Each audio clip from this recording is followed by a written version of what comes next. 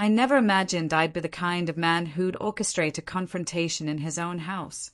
But when you're blindsided by betrayal, you can't always think straight. The survival instincts take over, and everything else fades away. Let me tell you about the night I found out that the woman I'd married, the woman I thought I knew better than anyone, had been hiding a secret that would unravel everything. She thought she could bring her lover into my house, under my roof. What she didn't know was that I was already waiting. We'd built a life together. We married young, fresh out of college. We didn't have much, money was always tight, but we had big dreams. She talked about one day opening her own bakery, and I worked my fingers to the bone as a mechanic to make sure we stayed afloat. We had our fair share of struggles, sure, but we also had a bond, a connection that seemed unbreakable. Or so I thought. But over time, cracks started appearing, slowly at first, almost imperceptible. Fewer nights spent talking after work.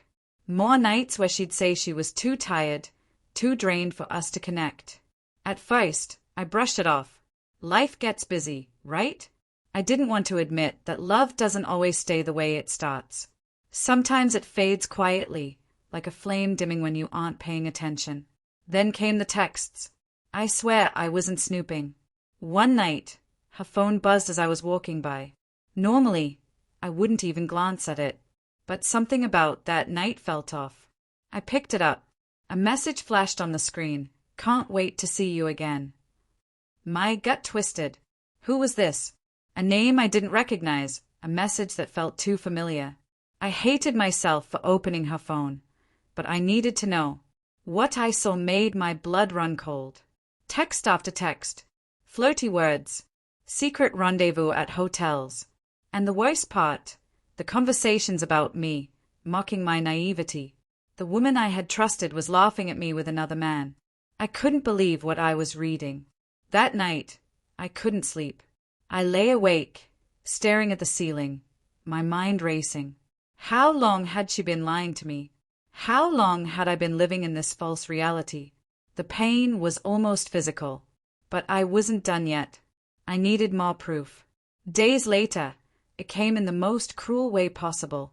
Emily had told me she was going to visit her friend Sarah, but then Sarah called. She asked if Emily wanted to hang out. That was when I knew. She wasn't going to Sarah's. I couldn't confront her yet. I needed to catch her in the act. I told Emily I'd be working late one Friday, pretending to be buried under a mountain of tasks. She kissed me goodbye, normal, casual. But instead of heading to work, I parked down the street and waited. Hours passed. My pulse was thunderous in my ears. And then I saw it. Emily's car pulled into the driveway, but there was someone else. A man I didn't recognize. That moment, watching another man step into my home, it felt like a knife to the heart. But I didn't act. Not yet. I wanted them to be cornered, to have nowhere to hide. I slipped in through the back door, using a spare key. I moved silently, like a shadow. Their voices drifted down the hall, muffled by the distance. I crept closer, heart hammering in my chest. And then I saw them. They kissed. Right there, on the couch where Emily and I had spent countless nights together. That image will never leave me. It was time. I stepped into the room, flicked on the lights, and said, "Don't stop on my account." The look on their faces was priceless. Emily's glass shattered to the floor. Her lover jumped up like a child caught doing something wrong. But I wasn't calm. No, I wasn't collected. Years of bottled-up anger poured out. "How long, Emily?" I asked, my voice quivering with fury. "How long have you been lying to me?" She trembled, unable to answer.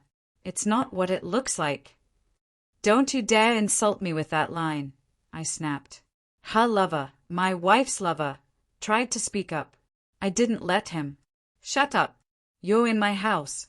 You don't get to say a word." The coward fled the scene, disappearing into the night without another word. That left Emily, trembling and exposed. And she broke. She cried, apologized, made excuses about how lonely she'd been, how I'd been working too much. Empty words. I didn't feel sympathy. Not then. Not after everything. I told her to pack her things and leave. Her sobs didn't move me. I watched her scramble, crying for another chance, telling me it was all a mistake. But mistakes don't tear down trust. When she left that night, I collapsed on the couch, the same couch where I had caught her. I wasn't triumphant. I was broken. But there was a strange relief in the silence that followed. No more lies. In the weeks that came after, the pain lingered. Divorce papers were filed. I shut her out completely. I threw myself into work, into rebuilding. It wasn't strength I felt. It was the desperate need to survive. And slowly, piece by piece, I did. Months passed. One day, I ran into Emily again. She looked older. She told me she regretted everything. Her lover had left her. She wanted another chance. For a brief moment, I saw the woman I once loved. But I also saw the betrayal. I looked her in the eyes and said, "You had everything, and you threw it away. I'm done." Walking away that day felt like closing a door on a chapter one should have closed years ago. If you've been betrayed, let me leave you with this. Pain is temporary. Betrayal will break you, but it will also free you. It forces you to rebuild, stronger than before. The greatest ambush isn't the one you plan for someone else. It's the one life throws at you, daring you to rise. And you will.